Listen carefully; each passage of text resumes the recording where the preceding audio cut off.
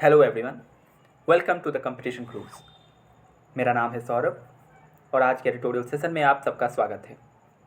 मैं इस चैनल पे प्रतिदिन भारत के सबसे प्रोमिनेंट न्यूज़पेपर द हिंदू के एडिटोरियल्स लेकर आता हूँ।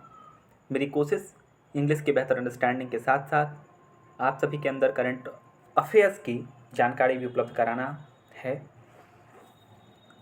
हमारे चैनल का मोटो है बिलीव इन प्रोसेस। अपने प्रोसेस में बिलीव कीजिए, सफलता निश्चित आपकी होगी। आज के सेशन की शुरुआत हम एक मोटिवेशनल कोट के साथ करते हैं।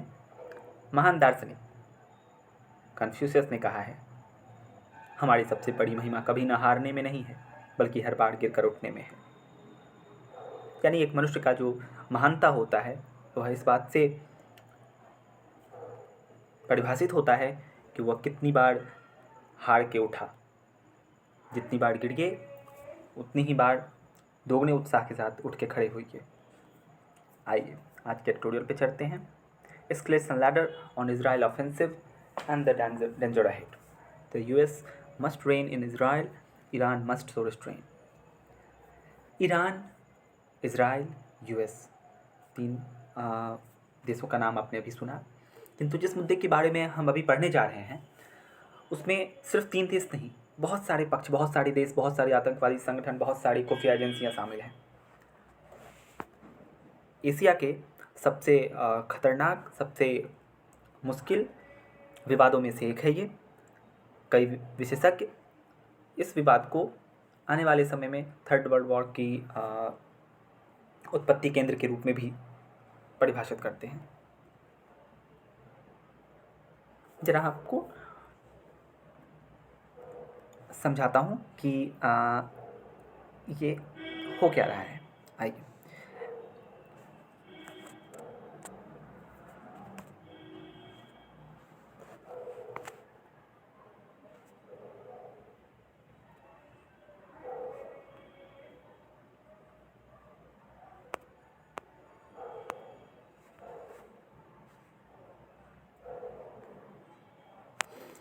The April 1 attack on an annex of Iranian embassy in Damascus was a major point of escalation in the multifaceted conflict that has been spreading across West Asia since October 7, 2023. अप्रैल 1 को एक attack किया गया Iranian embassy पे, Iran के embassy पे। कहाँ पे? Damascus में। दमास्कस या दमिश्क सीरिया की राजधानी है, जहाँ पे कि ईरान देश का दूतावास यानी हेडक्वार्टर होगा। ओके, वहाँ पे अटैक किया गया। ध्यान रखिएगा कि किसी देश की एम्बेसी पे अटैक नहीं किया जा सकता है, वो इंटरनेशनल लॉज के अगेंस्ट होता है। ये एक मेजर पॉइंट ऑफ एस्केलेशन है। ये झगड़े के आगे बढ़ने की, एस्केलेट होने की बहुत ही बड़ी वजह है।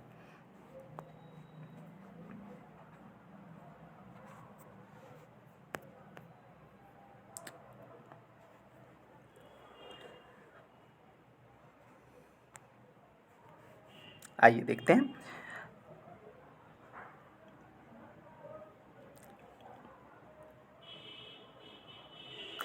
The April 1 attack on an annex of the Iranian embassy in Damascus was a major point of escalation in the multifaceted conflict that has been spreading across West Asia since October 7, 2023. हुआ क्या है? अप्रैल 1 को Iran के embassy के ऊपर, Iran के दूतावास के ऊपर, जो दूतावास कहाँ स्थित था? दमास्कस में। दमिश्क हिंदी में कहते हैं, दमास्कस इंग्लिश में। सीरिया देश की राजधानी है वो। वहाँ पे ईरानियन एम्बेसी में, ईरानियन दूतावास के ऊपर अटैक किया गया। वो इस झगड़े, इस कॉन्फ्लिक्ट के एस्केलेट होने का महत्वपूर्ण कारण है। कौन से कॉन्फ्लिक्ट का? जो मल्टीफेसेटेड है, जो बहुत सारे पक्षों को लिए हुए है, जो कि पूरे वेस्ट एशिया में अक्टूबर 7, 2023 से फैलता जा रहा है। अक्टूबर 7, 2023 को क्या हुआ था? फिलिस्तीन के ऊपर, पैलेस्टाइन के ऊपर इजराइल ने अटैक किया था। तो वेस्ट एशिया में ये झगड़े बढ़ते चले जा रहे हैं। अब जरा समझते हैं कि वेस्ट एशिया है कहाँ और ये झगड़े की वजह क्या है। आइए लेके चलता हूँ आपको वेस्ट एशिया। ये देखिए वेस्ट एशिया का मानचित्र है। ये जो इलाका दिख रहा है आपको, वेट अ मिनट,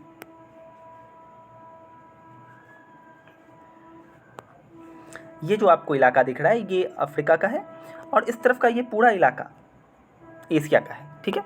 तो वेस्ट एशिया में सबसे बड़ा देश जो आपको दिख रहा होगा वो है ईरान, ठीक है। ईरान के बगल में ये अफ़गानिस्तान है, ये पाकिस्तान है, और इस तरफ इंडियन सब कॉन्टिनेंट शुरू हो जाता है, ये अरेबियन सी है। ईरान देश का राजधानी तेहरान है। तेहरान के आप जस्ट बगल में देख सकते हैं कि इराक देश और उसकी राजधानी बगदाद है। ईरान और इराक यूएस के यानी अमेरिका के सबसे कट्टर दुश्मन कहे जा सकते हैं। ये देश आपको दिख रहा है सीरिया, सीरिया की राजधानी दमिश्क है, और सीरिया के बिल्कुल नीचे आप देख पा रहे होंगे ये इज़राइल, जो कि भूरे रंग के रंग से, भूरे कलर से, ब्राउन कलर से दिखाया गया है इस मैप पे। तो मुद्दे की बात, झगड़े की बात ये है, झगड़े का मुद्दा ये है कि इज़राइल के बॉर्डर पे एक शहर स्थित है यरूशलेम, जो कि ध्यान दीजिएगा ज्यूज़, ओके, ज्यूज़ यानी यहूदी, इस्लाम मुसलमान, और साथ ही साथ क्राइस्ट के लिए यानी क्रिश्चियंस के लिए, तीनों ही धर्मों के लिए बहुत ही पवित्र स्थल है वो, ओके। तो तीनों ही धर्म के लोग उस जगह पे अपना कब्जा चाहते हैं। ये एक महत्वपूर्ण वजह है, एक बड़ी वजह है इनकी लड़ाई की। लेकिन ये केवल एकमात्र वजह नहीं है, इसके बहुत सारे अन्य मुद्दे भी हैं, अन्य बातें भी हैं जिन्हें आपको समझना होगा, क्योंकि ये ऑयल रिच कंट्रीज़ हैं। ये सारे देश जो आपको Iran, Iraq, Saudi Arabia, UAE दिख रहे होंगे, ये सारे ऑयल रिच कंट्रीज़ हैं। इनके पास तेल का अथाह भंडार है और रिसोर्सेज की भी लड़ाई इन सब के बीच चलती रहती है। आप लोग याद रखिएगा कि ऑयल प्रोड्यूसिंग कंट्रीज़ का जो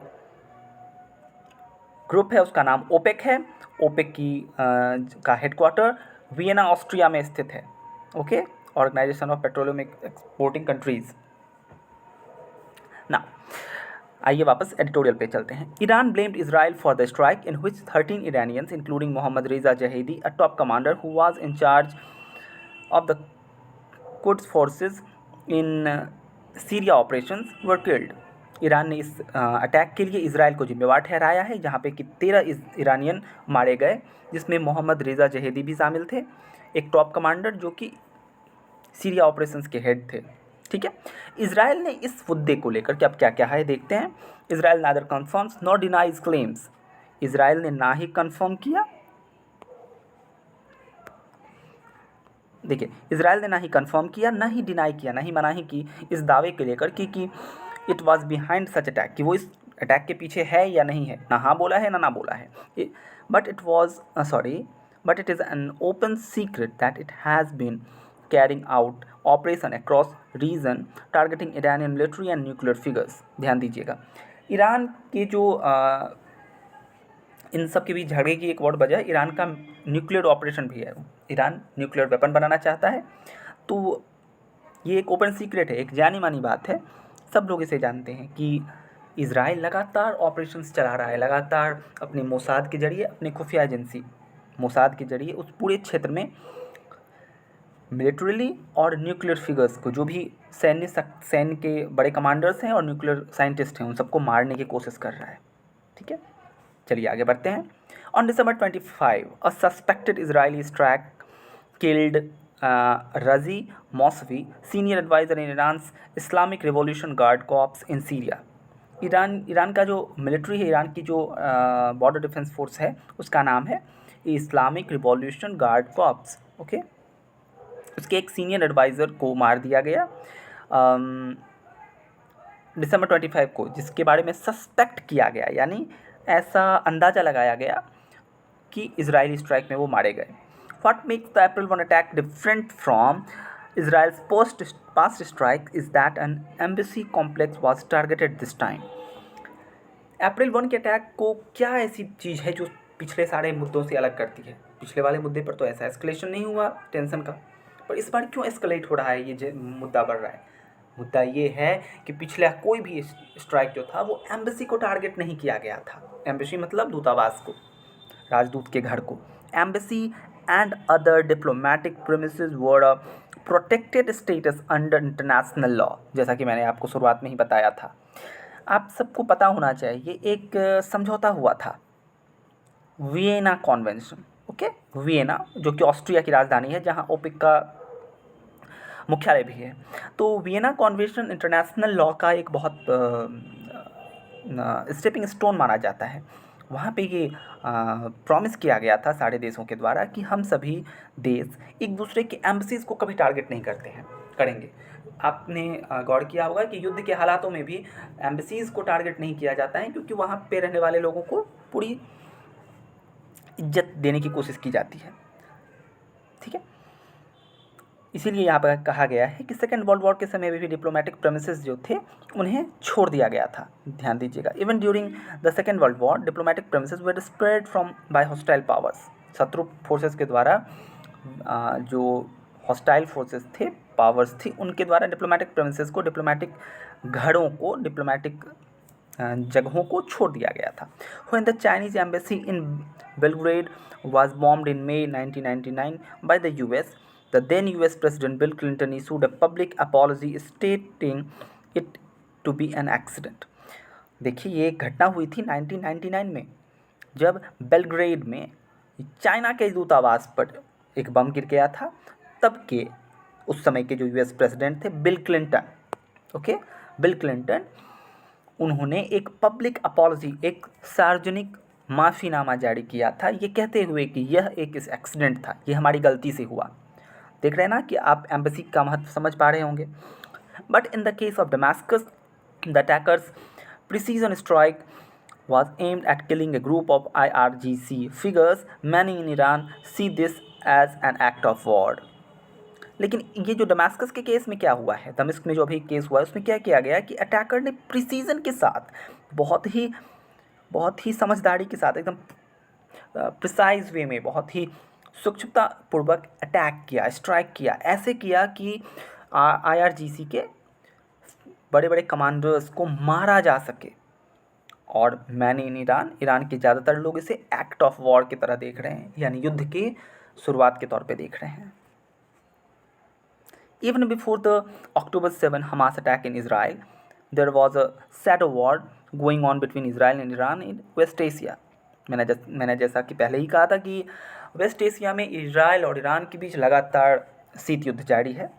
अक्टूबर 7 को हमास ने अटैक किया था इजराइल के ऊपर, ठीक है, जो इजराइल और फ़लस्तीन के बीच युद्ध का आगाज़ था। देयर वॉज अ शैडो वार, उस समय भी एक शैडो वार, एक छद्म युद्ध, एक छिपा हुआ युद्ध चल रहा था इजराइल और ईरान के बीच वेस्ट एशिया में। After October 7, Israel launched a too prolonged offensive, a full-throated invasion of Gaza, the tiny Palestinian enclave of 2.3 million people on the one side, and the dozens of airstrikes in Syria and Lebanon against Iran and its network of militias on the other. October 7 के बाद क्या किया Israel ने कि उसने एक बहुत ही लंबा प्रोलॉन्ग्ड ऑफेंस शुरू किया, बहुत ही खतरनाक ऑफेंस, एकदम आक्रामक तरीके से शुरू किया। क्या किया? पहला ये कि उन्होंने फुल थ्रॉटल, यानी पूरे ताकत के साथ उन्होंने गाज़ा पे अटैक किया, इन्वेजन किया, अतिक्रमण किया। एक छोटा सा पैलेस्टीनियन इनक्लेव, एक छोटा सा पैलेस्टीनियन हिस्सा जो कि 2.3 मिलियन पीपल को रखता है, ठीक है। साथ ही साथ उसने दूसरा काम किया कि बहुत सारे एयर स्ट्राइक किए सीरिया और लेबनान में, ठीक है, ईरान और उसके आतंकी संगठनों के अगेंस्ट, ठीक है।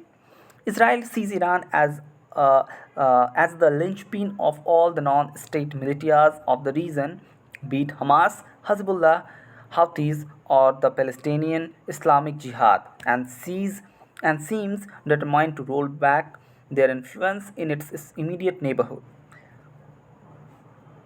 इसराइल कहता है कि ईरान एक लिंचपिन है सारे नॉन स्टेट आतंकवादियों के, नॉन स्टेट एक्टर्स जो भी हैं उस क्षेत्र में, चाहे वो हमास हो, चाहे वो हजबुल्ला हो, चाहे वो हाउतीज़ हो, विद्रोही हो, या फिर फ़लस्तीन का इस्लामिक जिहाद हो, ये सभी को उत्पत्ति ईरान करता है, ऐसा इजराइल का कहना हुआ है।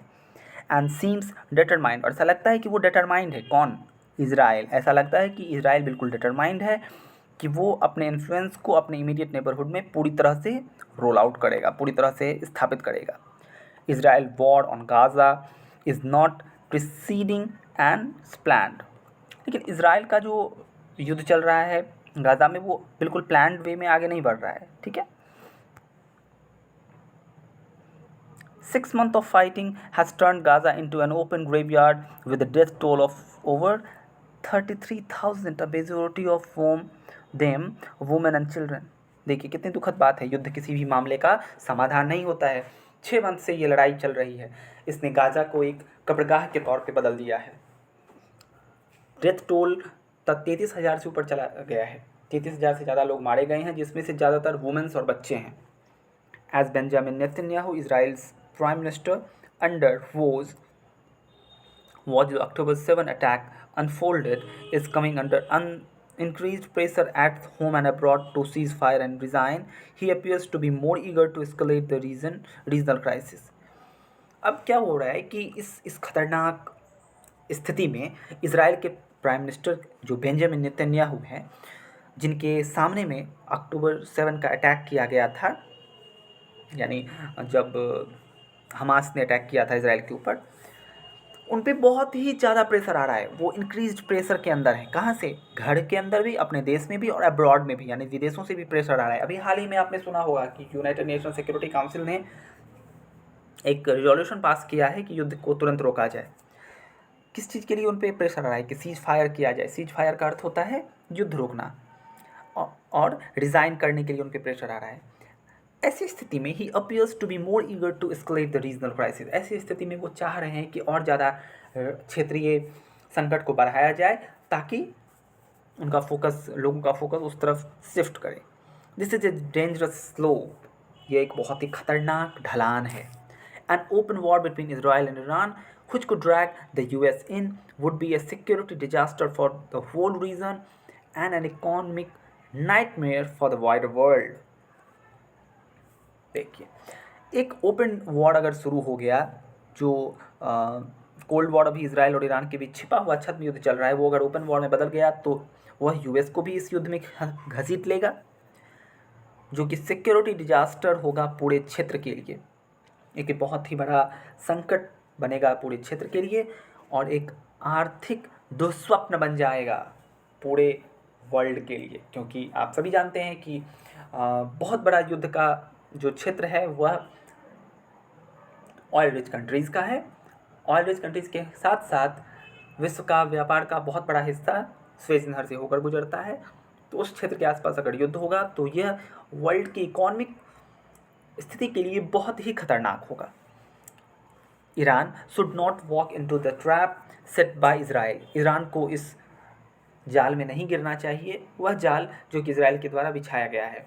It should show strategic patience and restraint, and the US, Israel's most important diplomatic and military supporter, should restrain its closest ally from acting rogue again. It should show strategic patience, यानी Iran को चाहिए कि वह धैर्य बना के रखे और बर्दाश्त करे थोड़ा सा। साथ ही साथ यूएस को, जो कि इजराइल का सबसे करीबी डिप्लोमेटिक एलाय है, साथ ही साथ मिलिट्री सेक्टर में भी, रक्षा के क्षेत्र में भी बहुत का क्लोज सपोर्टर है, उसे कोशिश करनी चाहिए कि अपने क्लोजेस्ट एलाय को, अपने सबसे करीबी मित्र को रोके कि वो बहुत ही ज़्यादा आक्रामक ना हो। तभी इस क्षेत्र के मामले को सुलझाया जा सकता है और युद्ध को आगे बढ़ने से रोका जा सकता है। आशा करता हूँ कि आप सभी को एडिटोरियल पसंद आया होगा। वेस्ट एशिया में चल रही घटनाक्रम पे ज़रा नज़र रखें। मैं आशा करता हूँ कि आप सब हमारे चैनल को लाइक, शेयर और सब्सक्राइब कीजिएगा। अपने मित्रों तक इस चैनल को शेयर कीजिए ताकि हमारी पहुँच और आगे तक बढ़े। Thank you so much.